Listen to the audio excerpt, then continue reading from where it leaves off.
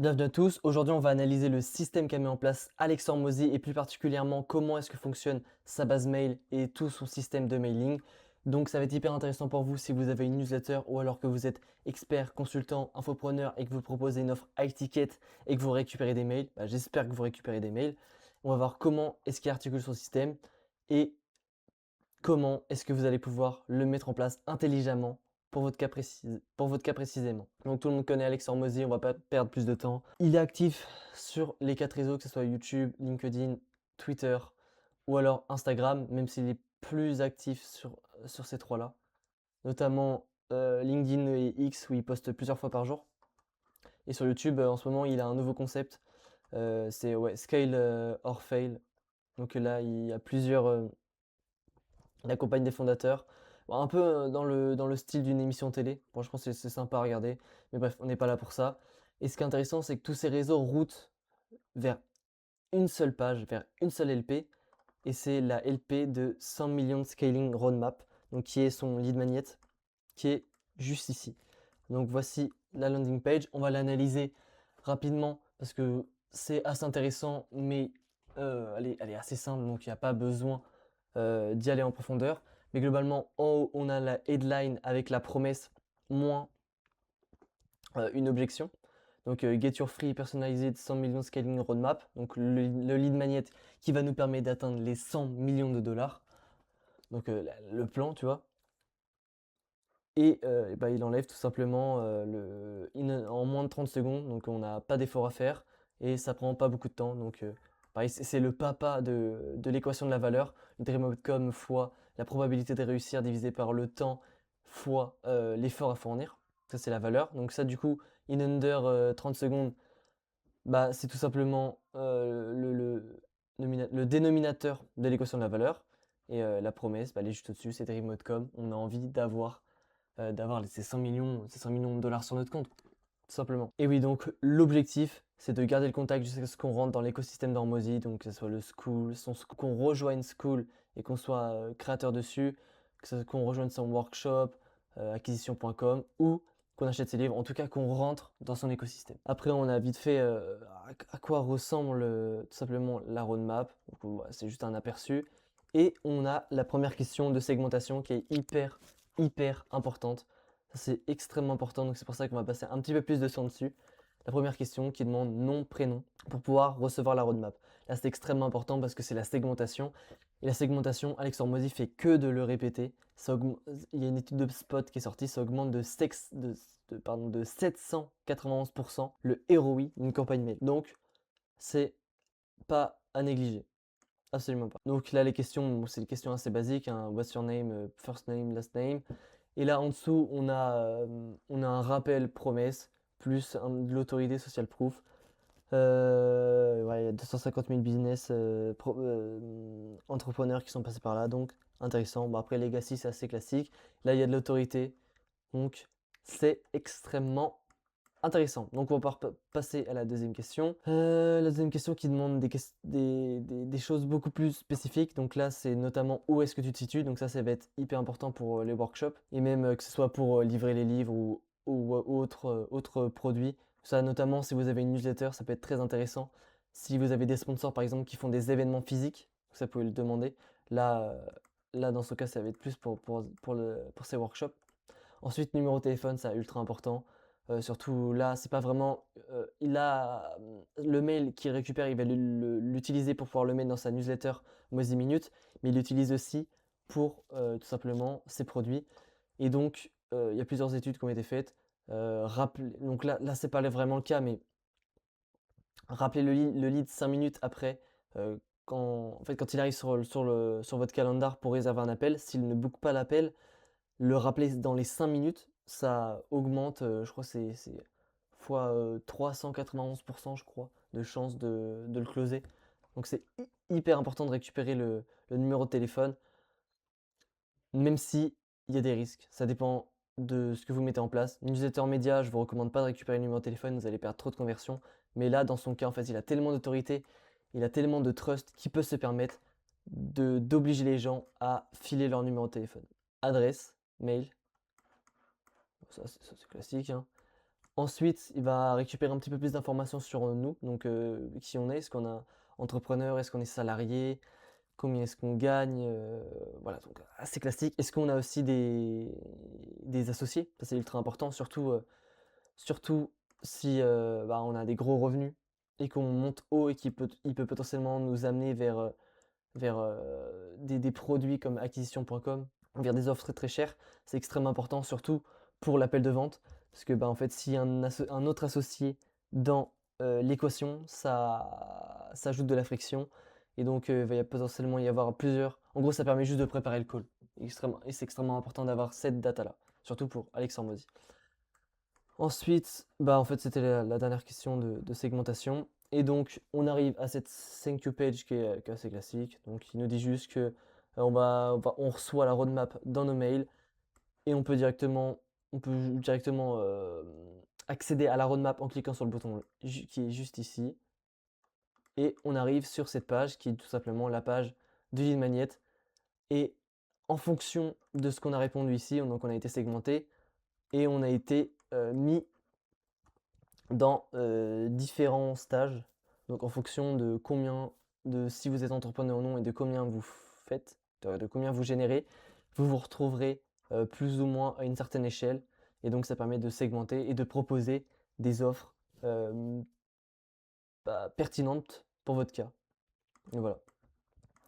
Donc là, donc, il y a le lead magnet tout simplement. Et ensuite, il y a un petit CTA pour un de ces workshops, notamment à Las Vegas. Donc là, c'est intéressant, ça permet de rentabiliser le lead au maximum. Donc maintenant, hop, j'ai pas vu, j'avais d'autres petites informations. Donc on a une segmentation qui est pas pour tout le monde, ça dépend. Lui, il peut se le permettre d'avoir une segmentation aussi violente, mais si vous n'avez pas beaucoup de traction, c'est quand même risqué de pas forcément poser autant de questions, mais de demander le numéro de téléphone et demander autant de choses, vous pouvez perdre énormément de conversion. Donc ça dépend vraiment de votre situation.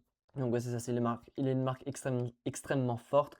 Il a énormément de preuves sociales et une promesse qui est forte aussi et qui a déjà fait ses preuves. Donc ça, c'est une phrase aussi d'Alexandre Mozy, j'avais qu'elle était juste en dessous.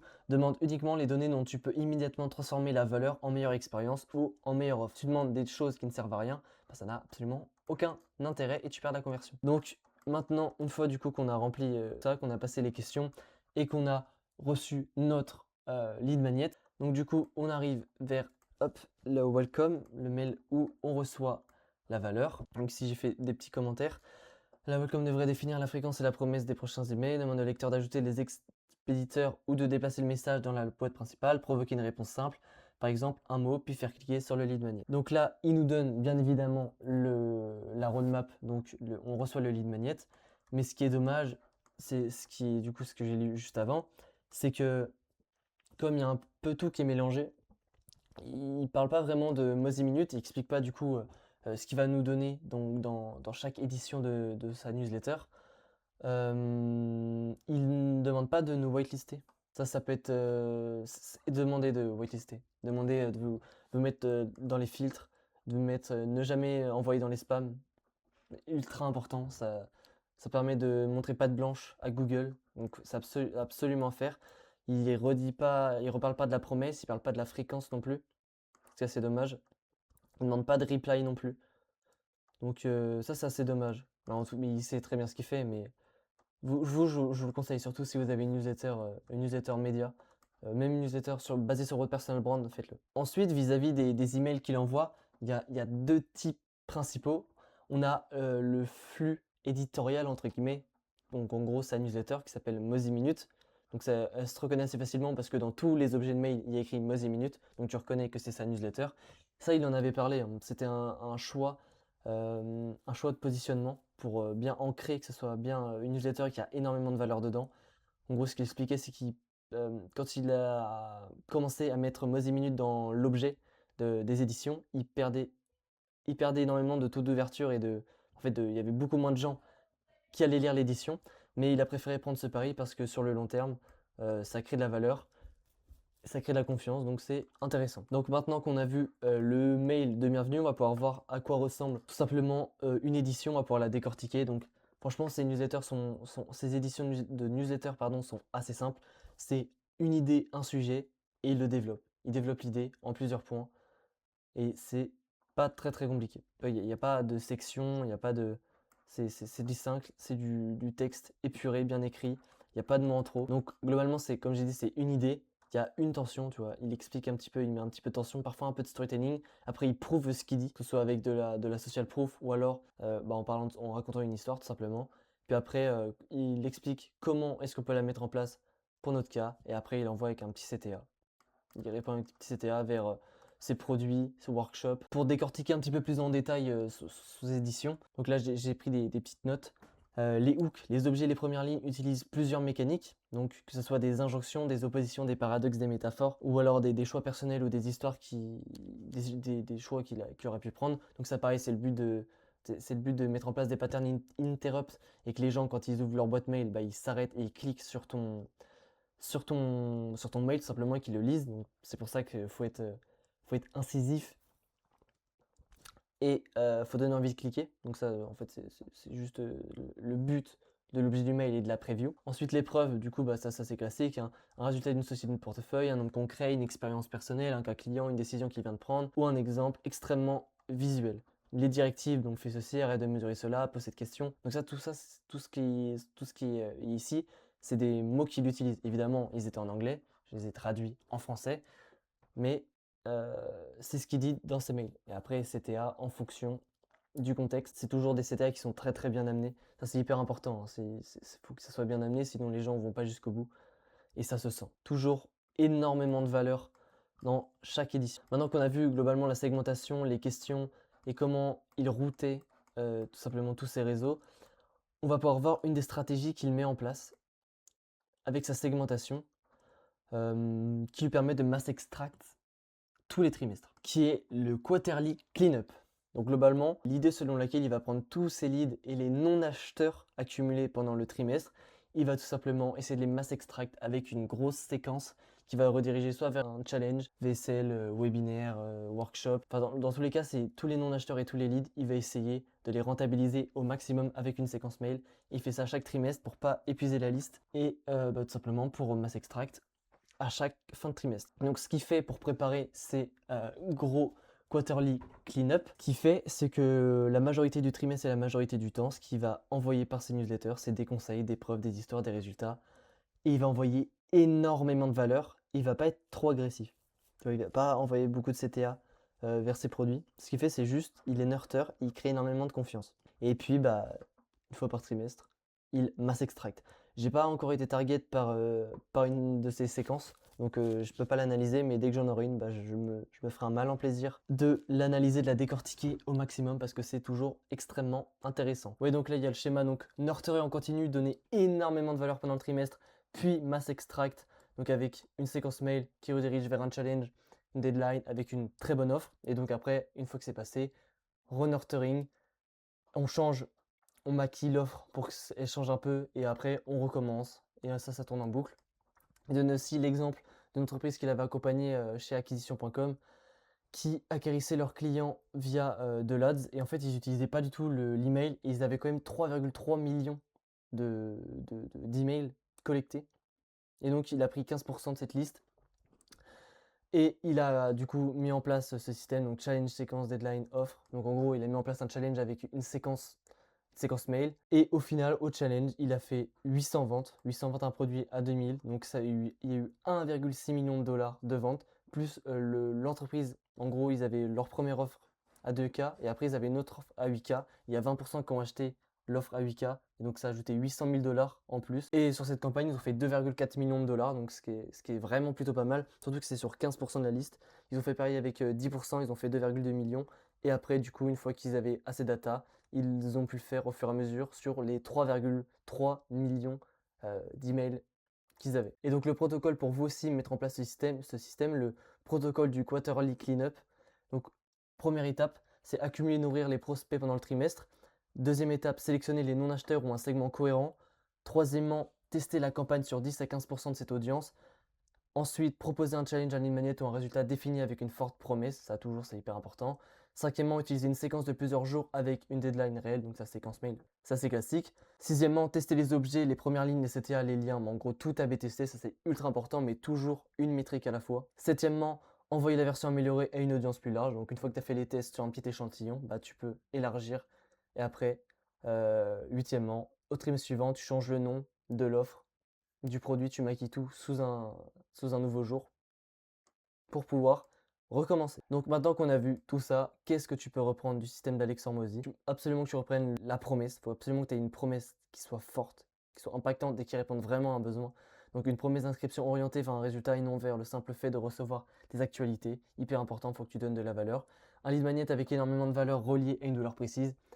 Le lead magnet d'Alex Hormozy est tout simplement énorme et colossal et donne énormément de valeur, peu importe ton niveau. Un système de catégories de stades qui aide le lecteur à se situer, donc ça c'est hyper important. Pas forcément, tu vois, pas forcément le système de stade et ni de stage, mais surtout le système, surtout segmenté. Segmenté c'est ultra important, que ce soit pour toi, pour tes clients, pour qu'ils aient des offres pertinentes, des choses pertinentes, et aussi que ce soit pour les sponsors. En gros, c'est bénéfique pour tout le monde. Aussi, une seule idée par email. Alex Hormozy, sa newsletter Mozy Minutes, c'est plus une newsletter qui a accès analyse et expertise. Donc, une idée que tu décortiques. Faut pas se perdre. Des sujets qui sont importants pour l'audience, avec une tension en bénéfice, des renversements et des croyances, donc ça c'est assez classique. Des preuves concrètes et des chiffres vérifiables. Faut toujours prouver ce que tu dis, sinon les gens ne te croient pas. Un format simple, lisible sur mobile et débarrassé de la décoration inutile. Ça, Alex Hormozy en parlait aussi. Il aime pas mettre des images ou des. En gros, il aime pas renflouer son édition parce qu'il dit que déjà, c'est chiant à lire. Et de deux, ça peut baisser la délivrabilité. S'il y a des images. En fait, Google aime pas trop quand tu insères des pièces jointes ou des choses dans les emails qu'il ne peut pas vérifier. En gros, ce qu'il aime bien, c'est que ça reste dans l'écosystème Google. Donc, que ce soit YouTube, que ça renvoie vers un Google Drive, vers un Google Form, voilà, c'est ça. Ensuite, il faut une cadence, il faut rester cohérent. Si tu dis que tu envoies ton édition tous les mardis, bah, tu l'envoies tous les mardis à la même heure. Et tu changes pas, tu l'envoies pas un mercredi, un vendredi ou quoi que ce soit. Tu peux mettre en place son quarterly cleanup. Et évidemment, il faut absolument que tu traques absolument tout. Donc, si tu veux que je t'aide à mettre en place une newsletter média ou une newsletter tout simplement basée sur ton personal branding et que tu es expert consultant infopreneur et que tu proposes une offre à étiquette, tu peux me contacter sur WhatsApp, donc c'est le deuxième lien en description, ou alors directement réserver un appel diagnostic qui est pareil, le premier lien en description. Pendant 30 minutes, on va voir un petit peu ton schéma de conversion et comment est-ce qu'on pourra incorporer à ton système une newsletter média ou non, et voilà, et créer un actif valorisable sur le long terme et générer plus de ventes, plus d'appels qualifiés pour toi et ton business.